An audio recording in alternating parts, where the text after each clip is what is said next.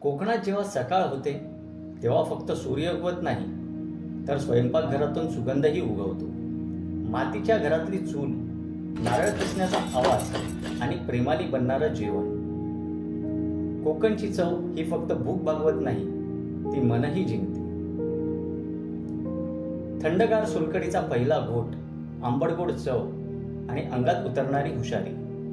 गरमागरम कोंबडी वडे, ताजे भाजलेले मासे, मालवणी मसाल्याचा तिखटपणा, प्रत्येक घासात समुद्राची चव आणि आईच्या मायेचा गोडवा.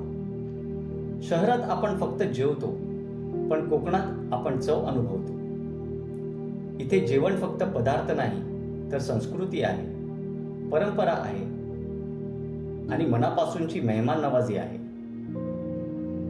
फॅमिली सोबत बसून केळीच्या पानावर वाढलेलं जेवण, गप्पा, हास्य, समुद्राचा खळखळाट आणि हिरव्या रानाची शांतता, हीच खरी कोकणाची ओळख. आता तुम्ही कोकणात यालच, पण तेव्हा फक्त समुद्र पाहू नका. एका स्थानिक घरात जेवा, घरगुती जेवणाचा आनंद घ्या, कारण खरी कोकण सफर पोटातून सुरू होऊन मनात संपते.